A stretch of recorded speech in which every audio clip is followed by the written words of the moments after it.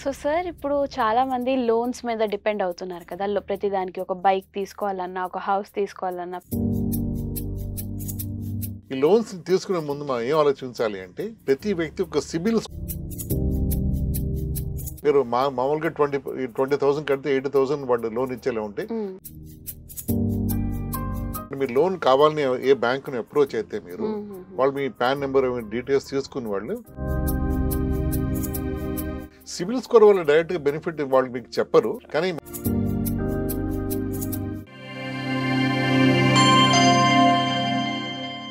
So sir ఇప్పుడు చాలా మంది లోన్స్ మీద డిపెండ్ అవుతున్నారు కదా. ప్రతిదానికి ఒక బైక్ తీసుకోవాలన్నా, ఒక హౌస్ తీసుకోవాలన్నా, ప్రతిదానికి ఒక లోన్ అనేది బ్యాంక్ కూడా మనకి ప్రొవైడ్ చేస్తున్నారు. సో ఈ లోన్స్ తీసుకున్నారా, అది ఎంతవరకు అడ్వాంటేజ్, ఎంతవరకు డిసడ్వాంటేజ్ అంటారు? లోన్స్ తీసుకోవడం అనేది ఒక పార్ట్ ఆఫ్ లైఫ్ అయిపోయింది. అంతే ఈ రోజు మనకి వద్దన్న రోజుకి 50 కాల్స్ వస్తాయి. ఈ ఫైనాన్స్ అని లోన్స్ కావాలని అడుగుతుంటారు. ఎవరికి లోన్ అవసరం వాళ్ళు డెఫినెట్ గా మంచి కాల్ కింద వాళ్ళు భావించి వాళ్ళు మాట్లాడతారు, డిస్కస్ చేసి నెగోషియేట్ చేసి లోన్ తీసుకుంటారు. సో లోన్స్ తీసుకోవడం అనేది housing loan, car loan, bike loan కానీ కన్స్యూమర్ లోన్స్ కానీ పార్ట్ ఆఫ్ లైఫ్ అది. ఈ లోన్స్ తీసుకునే ముందు మనం ఏం ఆలోచించాలి అంటే ప్రతి వ్యక్తి ఒక సిబిల్ స్కోర్ ఉంటుంది. అంటే మీరు లోన్ కావాలని ఏ బ్యాంకుని అప్రోచ్ అయితే మీరు వాళ్ళు మీ పాన్ నెంబర్ డీటెయిల్స్ తీసుకుని వాళ్ళు నేను చెక్ చేసి చెప్తామని చెప్తారు. వాళ్ళు బ్యాక్ ఎండ్ లో మీ సిబిల్ స్కోర్ చూస్తారు. వాళ్ళు సిబిల్ అంటే CIBIL అని క్రెడిట్ ఇన్ఫర్మేషన్ బ్యూరో ఉంటుంది. ఇంతకుముందు ఇప్పుడు సిబిల్ అంటుంది. ఆ సిబిల్ స్కోర్ తో మీ ట్రాక్ రికార్డ్ మొత్తం దాంట్లో కనిపిస్తుంది. మీరు ఎక్కడ లోన్ తీసుకున్నారు, ఇంతకుముందు టైంకి కట్టారా లేదా, టైంకి కట్టకపోతే మీ స్కోర్ డ్రాప్ అవుతుంది. క్రెడిట్ కార్డ్ మీద ఉందా, ఉన్నప్పుడు మీరు టైం కట్టారా లేదా, ఎన్నిసార్లు మీరు డిఫాల్ట్ అయ్యారు కార్డ్ మీద, అది కూడా దాంట్లో రిఫ్లెక్ట్ అయిపోతుంది సిబిల్ లో. ఆటోమేటిక్ సిస్టమ్ క్యాప్చర్ చేసేస్తుంది అందరిది. సో మీరు బాగా కట్టి ఉంటే మీ హిస్టరీ బాగుంటే, ట్రాక్ బాగుంటే మీది will get a good score. CIBIL score 850 is good score. అందుకని తక్కువ స్కోర్స్ అన్ని కూడా మీకు ఇబ్బందికరంగా ఉంటాయి. సో ఇబ్బందికరంగా ఉంటాయి. లోన్స్ వాళ్ళు అవుట్ రేట్ ఇవ్వమని చెప్పకపోయినా కూడా ఈ లోన్స్ ఇంట్రెస్ట్ ఎక్కువ ఛార్జ్ చేయొచ్చు. లేకపోతే మీ ప్రాసెసింగ్ ఫీ అని, ఈ ఫీ అని, ఆ ఫీని ఎక్కువ ఛార్జ్ చేయొచ్చు. లేదా మేము ఎక్కువ మార్జిన్ కట్టమని చెప్పొచ్చు. మార్జిన్ అంటే మీరు ఇనిషియల్ డిపాజిట్ కట్టాలి. ₹1,00,000 లోన్ కావాలంటే మీకు బైక్ కొనాలి అంటే మీరు మామూలుగా 20,000 కడితే 80,000 వాళ్ళు లోన్ ఇచ్చేలా ఉంటే మేము వాళ్ళు 40,000 కట్టమని చెప్పచ్చు. అలా ఉంటుంది మాట వాళ్ళది. సో ఇవన్నీ కూడా సిబిల్ స్కోర్ బేసిస్ మీద ఇవన్నీ డిటర్మైన్ అవుతాయి. సో మన సిబిల్ స్కోర్ అనేది మనకి చాలా ఇంపార్టెంట్, చాలా బాగా ఉపయోగ కూడా పడుతుంది. సో ఈ సిబిల్ స్కోర్ ఎలాగా మనం మేనేజ్ చేసుకొని వెళ్ళాలి? Any suggestions? CIBIL score manage చేయాలంటే మన ఫైనాన్షియల్ స్పెండింగ్ డిసిప్లిన్ గా ఉండాలి. అప్పుడు సిబిల్ స్కోర్ చెక్ చేసుకోవచ్చు. అంటే ఎవరైనా రిక్వెస్ట్ చేసి ఫైనాన్షియల్ ఇన్స్టిట్యూషన్స్ లో బ్యాంక్ అడిగి వాళ్ళు చేసి చెప్తారు మనకి సిబిల్ స్కోర్. సో ఇందాక చెప్పినట్టు నేను మనం మాటికి లోన్ కావాలి, లేకపోతే లోన్ తీసుకోవాలి మనం ఒక్కసారి మనం వేరియస్ సైట్స్ లో మన ఇన్ఫర్మేషన్ పెట్టడం, నాకు 5 lakhs లోన్ కావాలి, 10 lakhs లోన్ కావాలి అని పెడుతుంటాం. వాళ్ళు టర్మ్స్ చెప్తారు, ఇంత ఇంట్రెస్ట్ ఎంత కట్టాలంటారు.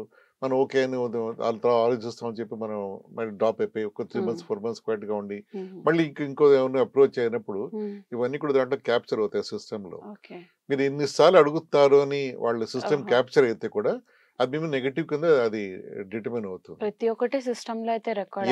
అంటే మనం క్యాజువల్ గా లోన్స్ కావాలని ఇటు అటు అడిగితే అవన్నీ సిస్టమ్ క్యాప్చర్ అయిపోతాయి. సో మనం జెన్యున్ గా ఉండి కూడా మనం ఇంట్రెస్ట్ లేక అడిగినా కూడా అది మనకి బ్యాక్ ఫైర్ అయ్యి ఇది మన స్కోర్ తగ్గే అవకాశం చాలా ఎక్కువ ఉంది దాంట్లో. సో ఎప్పుడు కావాలో అప్పుడే మనం స్ట్రేట్ ఫార్వర్డ్ గా మనం అడిగి లోన్ తీసుకొని డిసిప్లిన్ గా కానీ మనం రీపే చేస్తే మన సిబిల్ స్కోర్ ఎప్పుడు బాగుంటుంది. హైగా స్కోర్ ఉన్నప్పుడు మనం నెగోషియేట్ చేయొచ్చు. ఇంట్రెస్ట్ ఎక్కువ చార్జ్ చేస్తే తగ్గించమని చెప్పచ్చు మనం. అంటే ఇప్పుడు అంటే మంచి క్లయింట్ వాళ్ళ బ్యాంక్ ఉద్దేశంలో వాళ్ళు ఇంత మంచి క్లయింట్ ఉండబట్టి వాళ్ళు ఇంట్రెస్ట్ కూడా తగ్గించి మాట్లాడతారు. సో అదే మన అడ్వాంటేజ్ తీసుకోవచ్చు సిబిల్ స్కోర్ బాగుంటే. సో బెస్ట్ సిబిల్ స్కోర్ ఎంత అంటారు? ఒక ప్రాపర్ ఇంత ఉంటే బెటర్ అని ఏదైనా? I think 900-950 is very good score. 900-950 out of 1000 అది చాలా ఎక్కువ. అంటే 800-850 కూడా మంచి స్కోర్ కింద డీమ్ అవుతుంది ఈ రోజుల్లో. అందుకని తక్కువ అంటే కొంచెం ఇబ్బందికరం అవుతుంది. సో ఒకవేళ నా సిబిల్ స్కోర్ సపోజ్ నాది ఒక 900 అలా ఉంది. సో నేను నెక్స్ట్ లోన్ దగ్గరికి అప్రోచ్ అయితే నాకు ఎలాంటి బెనిఫిట్స్ వస్తాయి ఈ సిబిల్ స్కోర్ వల్ల? సిబిల్ స్కోర్ వల్ల డైరెక్ట్ గా బెనిఫిట్ వాళ్ళు మీకు చెప్పరు, కానీ మనకే కొంచెం ఐడియా ఉంది కాబట్టి మనం ఇంట్రెస్ట్ డైరెక్ట్ గా ఇంట్రెస్ట్ నెగోషియేట్ చేయొచ్చు. ఇంట్రెస్ట్ అనేది మనం కొద్దిగా తగ్గించమని చెప్తే వాళ్ళు చేస్తారు.